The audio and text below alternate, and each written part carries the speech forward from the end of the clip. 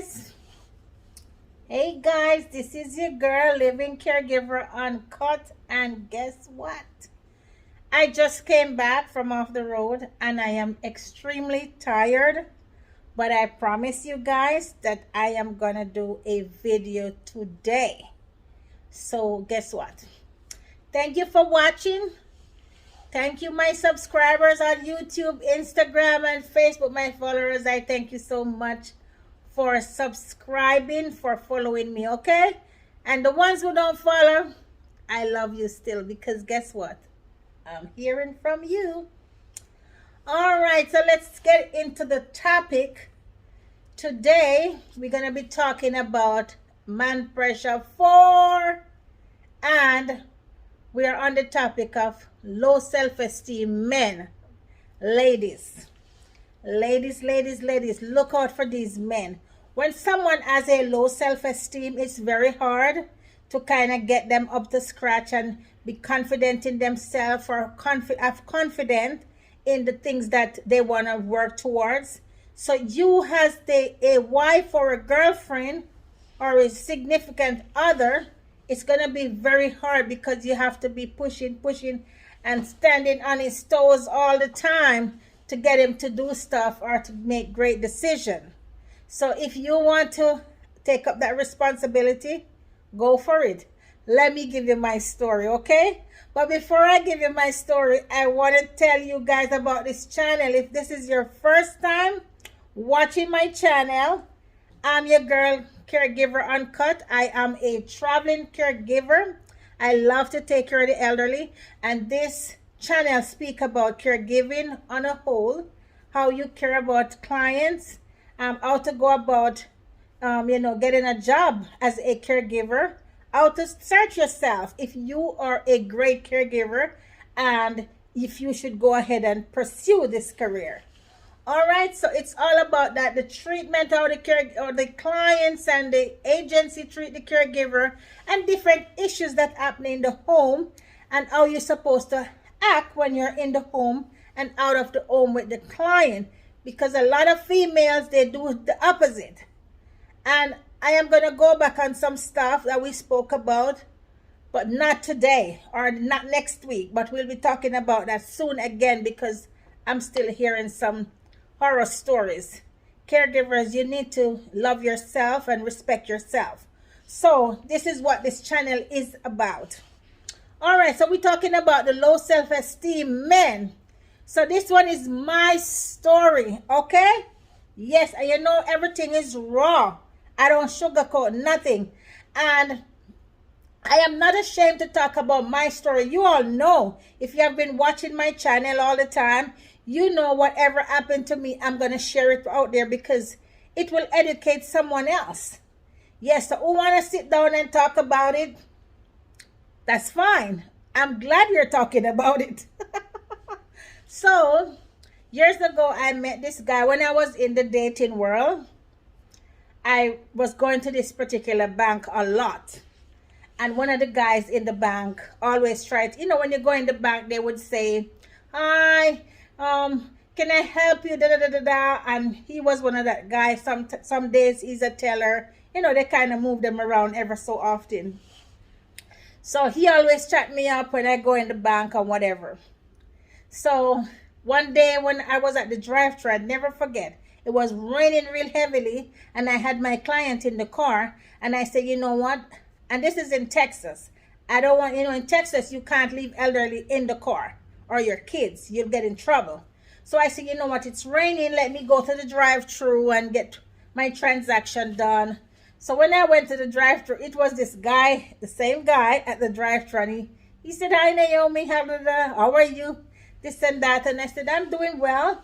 And I told him what I want to do today. And when right before I drove away, he go like this.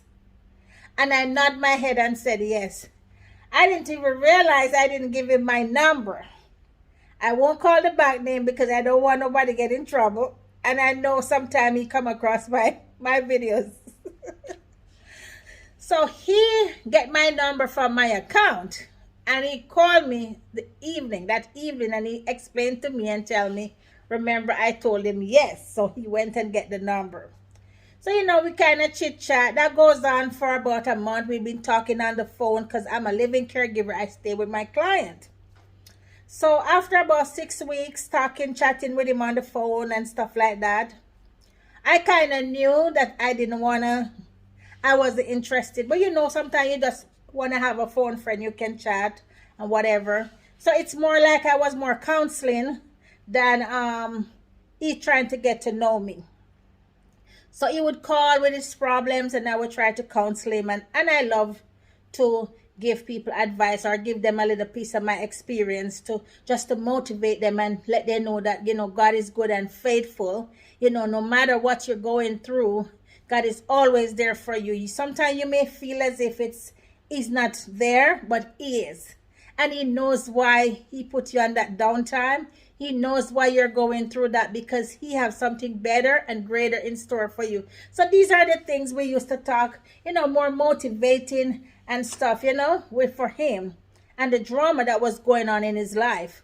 So he told me that he worked for the bank for 22 years. And I said, oh, great, that's good. So then I start thinking like, anyway, so that goes on. We chat. Then he invite me out for brunch. So I met him at the particular restaurant that we're going to have brunch. So here what happened now.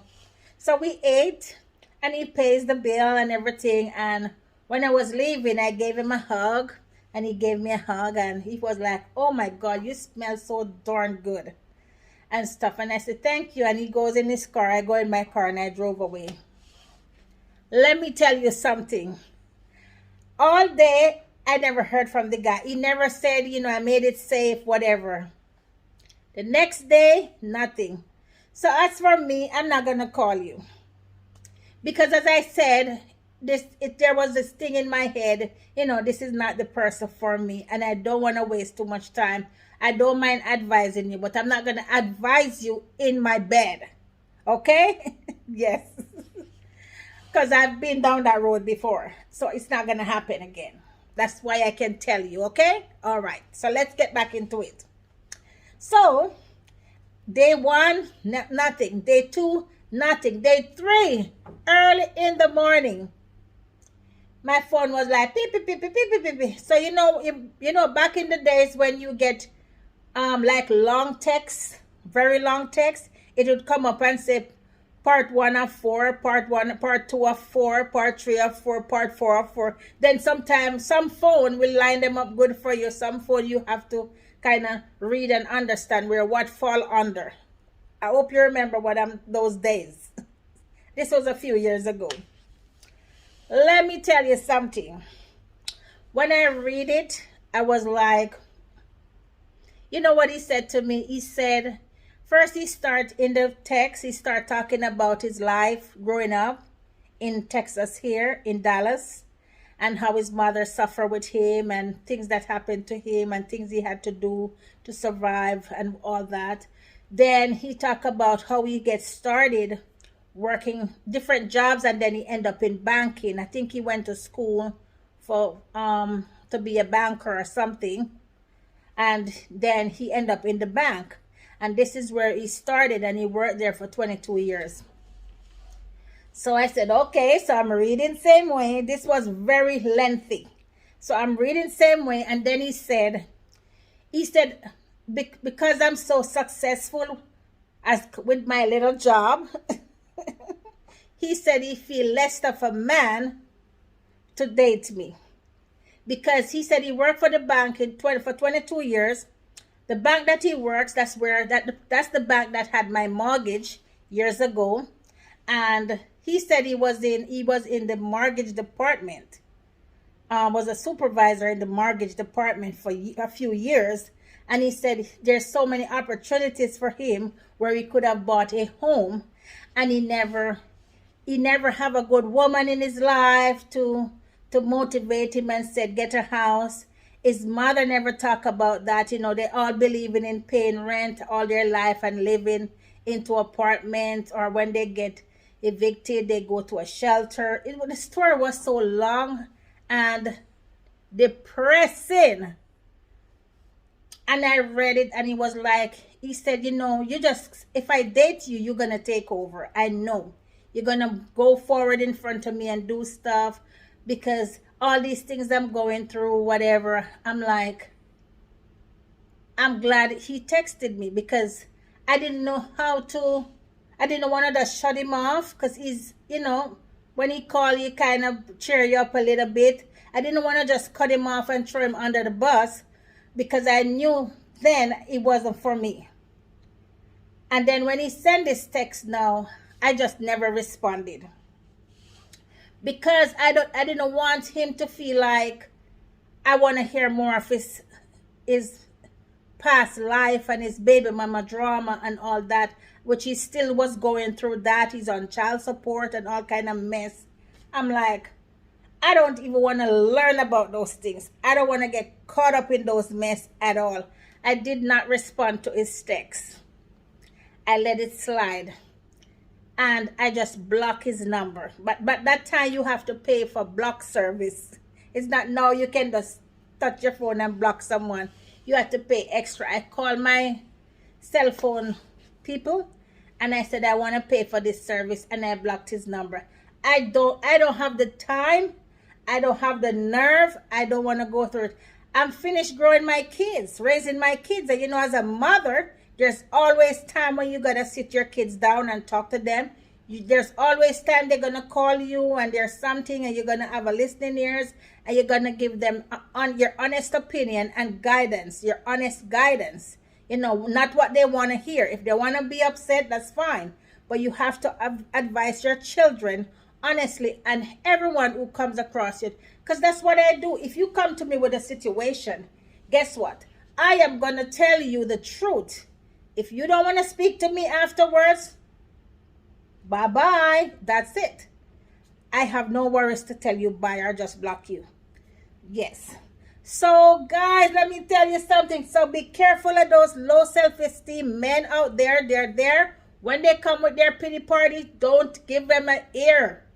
Keep going. Or if you give them a ear, you just know yourself that you're not going to get involved. Okay? If you want to keep them for a phone friend when you're bored, but I don't want to keep my ears for trash. Because if you're not trying to do better, I don't want to hear it. No. My head, my brains is not a trash bin. So I don't want to keep up with it because if you're not doing anything to change the narrative or move forward, then I don't want to hear from you. You got to help yourself. When you come to me and I tell you, just like if you go to the doctor and he give you your meds and you're not taking your meds and you're not doing this and you're not doing that, the doctor cannot help you. You got to help yourself too. He's not there in your house to put the pill in your mouth and said, oh, take your pill. Remember to take your pill. No, that's your responsibility. All right, guys, so I got to go.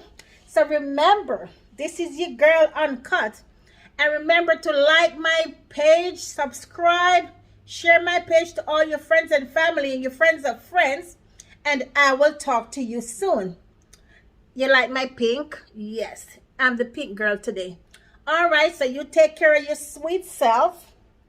Yes, you're beautiful. Ladies, you are beautiful. Go and take care of yourself. Get a massage, do your heat therapy in your house.